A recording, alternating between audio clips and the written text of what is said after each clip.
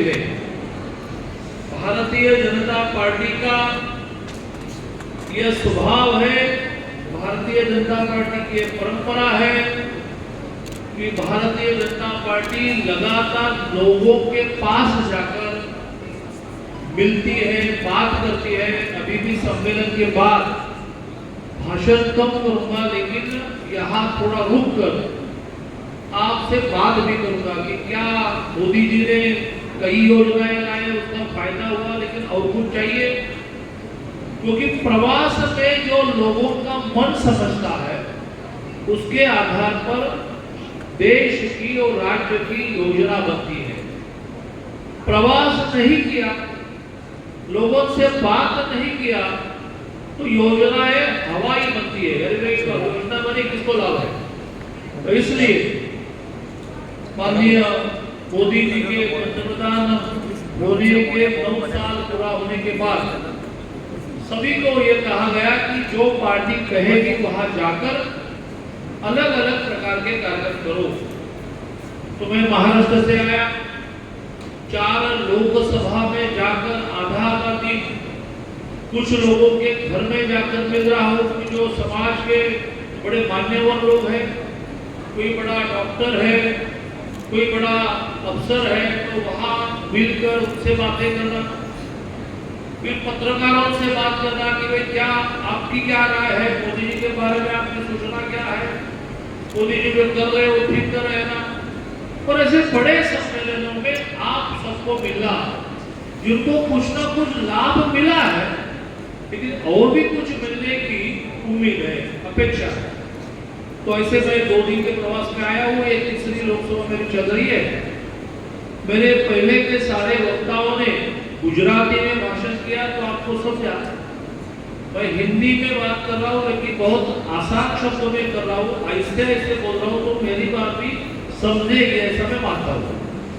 मेरे पहले के सारे वक्ताओं ने गुजराती में मोदी जी ने क्या क्या योजना दी, लोगों के सुख के लिए, समृद्धि के लिए, आरोग्य रक्षा के लिए और सुरक्षा के लिए क्या क्या किया बताया।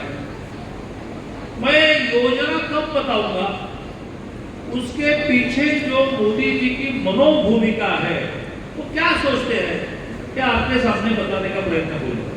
शुरू में मैं मंच पर जो विराजमान है, सबको सम्मान, उसको नमस्कार करता हूँ।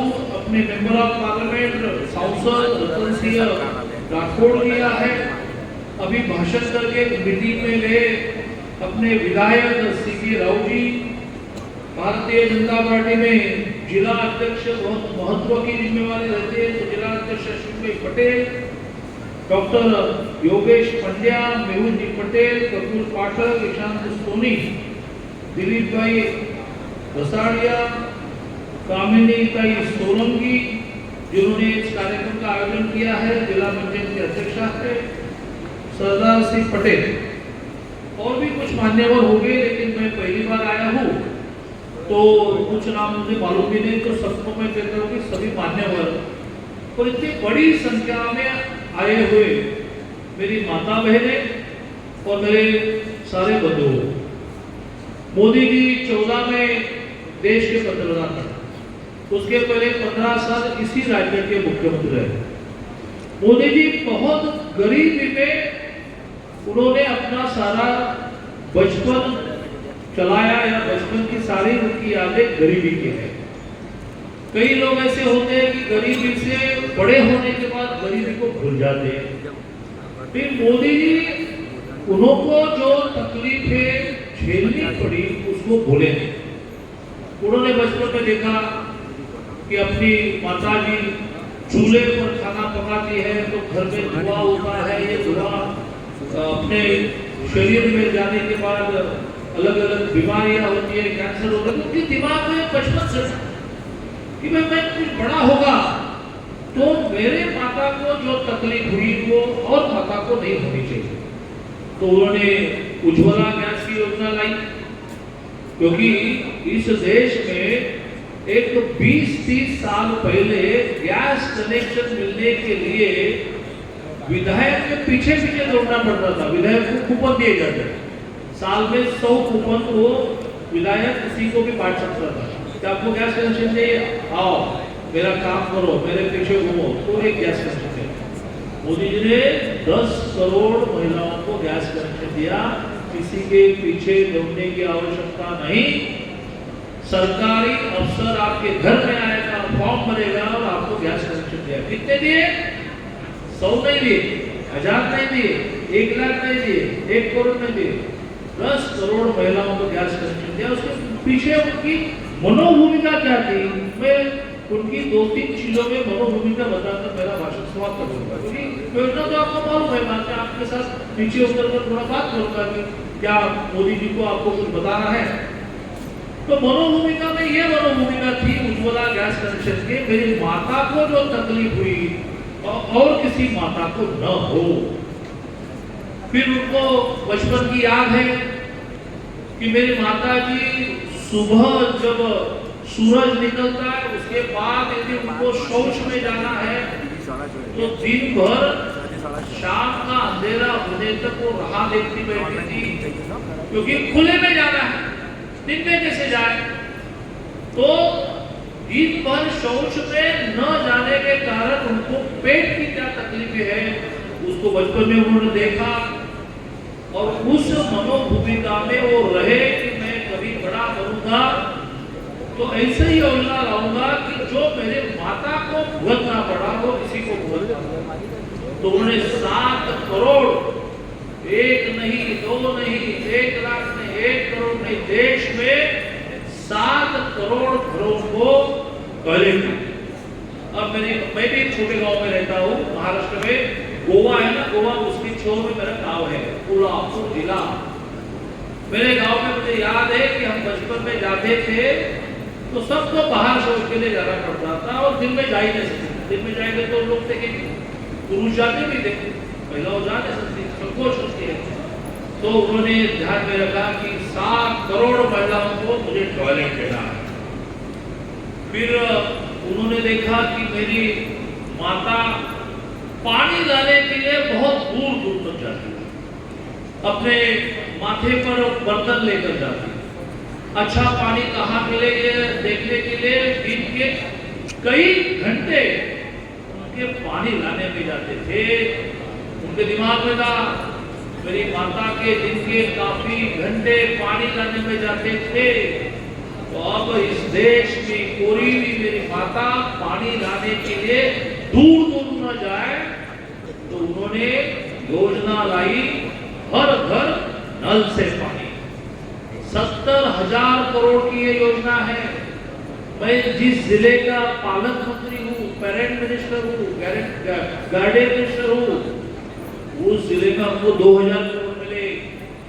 मेरे जिले में 1400 गांव है, हर गांव में पुरानी जो पानी की योजना है वो बदली गई, नई योजना लाई गई। अब मेरे पूरे जिले में एक भी घर ऐसा नहीं रहेगा जिस घर में नल से पानी नहीं। बचपन से देखा कि माता का समय पानी लाने में जाता है, धूप में जाती है, सर पर बर्तन लेती है, बीच में तो उसको कुछ रुकने की व्यवस्था नहीं है।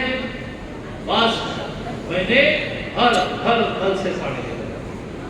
फिर बचपन में देखा कि बाजू के घर में इधर उधर कोई मेरी भाभी जब प्रेग्नेंट होती है तो गरीबी के कारण आखिरी दिन तक, डिलीवरी होने के दिन तक उसको काम करना, खेती पर काम करना पड़ता है, घरों में काम करना पड़ता है। बड़े घरों में तो हम क्या करते हैं, 5वें महीने से उसको मैके यहाँ बेचते हैं और उसकी चिंता करते हैं। कुछ वो काम करने लगी तो बोलते मत काम करो, बैठो। लेकिन ये गरीब की महिला वो देखते रहे कि भाई ये तो डिलीवरी होने तक काम करते हैं। तो उन्होंने लाई मातृ वंदना, जिस मातृ वंदना में प्रेगनेंसी जैसे ही आइडेंटिफाई होती है तो उसको 6,000 रुपए दिए जाते हैं कि आप अच्छी दवाई लो, अच्छा खाना खाओ। तो सबसे महत्वपूर्ण आखिरी के 2 महीने कम से कम काम बंद करो, मातृ वंदना लाई। फिर उन्होंने देखा बचपन में कि कोई सरकार की योजना आई तो आधा पैसा तो हमारा तहसीलदार ही खा लेता है, बार बार आने के लिए कहता है कल आओ, उसका ही नहीं। तो उनके दिमाग में था कि लोगों को सरकार जो पैसा देती है ना वो बैंक पे डालना चाहिए, लेकिन ध्यान में आया कि लोगों के बैंक अकाउंट ही नहीं है। कितने लोगों के बैंक अकाउंट खुले हुए मालूम है? 48 करोड़ 27 लाख इतने नए बैंक अकाउंट लोगों के खुलने के लिए कहा। क्यों नहीं खुलते थे लोग बैंक में अकाउंट? 1,000 रुपये रखना पड़ता, तो 1,000 रुपये तो गरीब के लिए बहुत है ना। उन्होंने कहा कि 1 रुपया भी रखने की आवश्यकता नहीं, जीरो बैलेंस अकाउंट। लोग चलो अपना खोलो। और कहा ये खाता खोलने के बाद 2 लाख का बीमा मिलेगा, 1 रुपया रखना नहीं पड़ेगा, 2 लाख का बीमा मिलेगा, और आपको जो सरकार पैसा देगी वो सीधा आपके खाते पर जाएगा, बीच में कोई पैसा खाएगा नहीं। तो 48 करोड़ 27 लाख लोगों ने बैंक अकाउंट ओपन किए, क्योंकि बचपन में उन्होंने देखा कि जो तलाठी है, तहसीलदार है, वो बीच में पैसा खाता है। ऐसी कई योजना मैं बता पाऊंगा। तो मैंने बताया उनकी मनोभूमिका, जो उन्होंने भुगता, जिसका उन्होंने अनुभव किया, उसके आधार पर वो एक करके योजना करती। उन्होंने बचपन में देखा कि किसान बहुत तंगी में रहता है। जब उसको बारिश आती है और बीज बोना है तो इधर उधर पैसा मांगता है कि 1,000 रुपये दो, तो 4 लोग उसको कितने, मेरे पास 1,000 रुपये। फिर एक बोलता है कि मैं सूद लूंगा, इंटरेस्ट लूंगा। तो उनके दिमाग में ये आया कि भाई जब जून जुलाई में उसको खेती करनी है तो उसको पैसा देना चाहिए। तो 2-2 हजार के 3 किस्त, यानी साल में 6,000 रुपये किसानों के खाते में भरना शुरू किया। हर 4 महीने के बाद 9 करोड़ लोगों के अकाउंट में 2,000 रुपया सीधा जाता है। 18,000 करोड़ और 4 महीने में देते हैं। साल में 54,000 करोड़ किसानों को देते हैं। ढेर सारी योजना आपको मालूम है। बीमारी होती है तो घर में कहा जाता है कि भाई दवाई के लिए पैसा नहीं, डॉक्टर के लिए पैसा नहीं, जरा सरकारी अस्पताल में देखेंगे। अब सबको 5 लाख का आयुष्मान नाम का इंश्योरेंस दिया है। पूरी फैमिली साल भर में 5 लाख का बिल कर सकती है, डॉक्टर पैसा लेगा नहीं।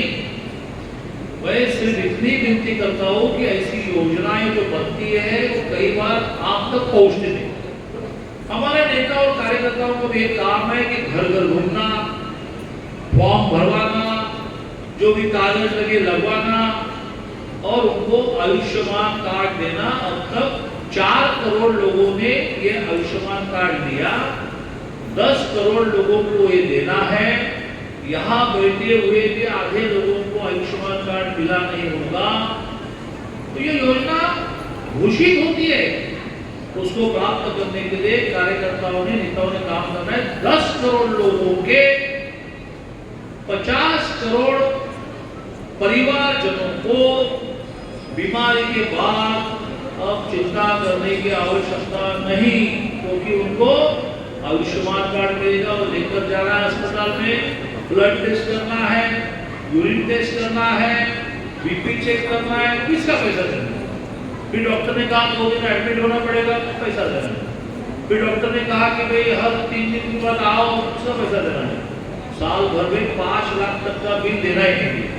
तो ऐसी कई सारी योजना बनी है। इस योजना का हम सब लोगों ने उपयोग करना है। मैंने ये योजना बताते वक्त ये नहीं कहा कि हम वोट मांगने के लिए आए, मैंने ये कहा कि ये योजना आप तक पहुंचनी चाहिए और आपको और कुछ होना चाहिए ऐसा लगता है तो वो आपने बताना चाहिए। जैसे महाराष्ट्र में महिलाओं के ओर से मांग आई कि हमको एसटी में, बसों में आधा टिकट पर जाना चाहिए। तो बहुत डिमांड चली, बहुत मांग चली, तो हमारे मुख्यमंत्री ने घोषित कर दिया, हमारे उप मुख्यमंत्री ने घोषित किया कि महिलाओं को 100 रुपए के टिकट के लिए 50 रुपए देने पड़े। बड़ी संख्या में महिला प्रवास करने लगी। तो इस प्रकार से जब मांगते हो, कुछ बताते हो, अपने अनुभव के आधार पर तो जाकर योजना बनती है। तो मैं ये सारी मोदी जी की जो योजना बन रही है उस योजनाओं के बारे में जानकारी आपको देकर आपको यह आह्वान करूंगा कि आप तो मोदी जी को वोट देंगे, क्योंकि आपने अनुभव किया है कि एक घर में 4-4, 5-5 योजना आई है। लेकिन यह मोदी जी को वोट देने के साथ साथ मोदी जी का जो सपना है कि समाज में गरीबी न है, कोई ऐसा न रहे वो कर्जे में पड़ा है ना, ऐसा नहीं होना चाहिए। तो उसके लिए उनको आप पत्र भी लिख सकते हैं, पोस्ट कार्ड में लिखा ना तो वो पढ़ते हैं, उनकी बहुत बड़ी योजना है। तो 2 दिन में 1 लाख पोस्ट कार्ड है तो सारे थोड़े पड़ेंगे, तो उनके असिस्टेंट पढ़ते हैं, फिर उनकी टिप्पणी बनती है और बताते हैं कि आज आए हुए पत्रों में एक सूचना आई है, बहुत अच्छी योजना है, हर घर नल से पानी की योजना। ऐसे हजारों गांवों से महिलाओं ने पत्र लिखा कि भाई आपको पानी की बहुत दिक्कत है, आपको पानी की बहुत दिक्कत है। तो मोदी ने कहा कि चलो देखो क्या कर सकते हैं, तो 70,000 करोड़ की योजना। तो मैं मोदी जी को आप आशीर्वाद दो, 24 में उनको फिर से एक बार पत्रदान करेंगे। यह आपसे आह्वान करने के साथ साथ आप मोदी जी को खत लिखना सीखें। आपको अनुभव आएगा कि मोदी जी का उत्तर आएगा, खत लिखना सीखें। तुम्हें योजना के लिए आनंद हो, खत लिखो, नया कुछ चाहिए, खत लिखो।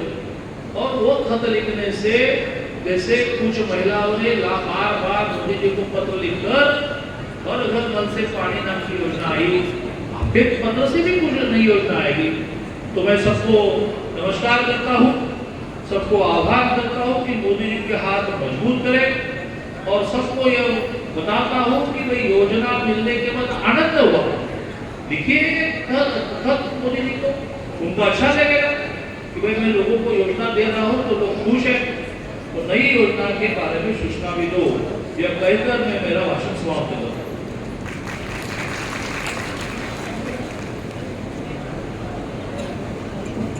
खूब खूब धन्यवाद साहेब। હવે આપ સૌ પણ છેલ્લા ઘણા સમયથી એટલે લગભગ 10 વાગ્યાથી અમે સૂચના આપી હતી ને એ મુજબ આપ સૌ અહીંયા બેઠા છો। અહીંયા આવ્યા ત્યારે ઘણા લાભાર્થીઓ એવું કહેતા હતા કે અમારે મોદી સાહેબને અને રાજ્ય સરકારના આપણા મુખ્યમંત્રી સાહેબને અભિનંદન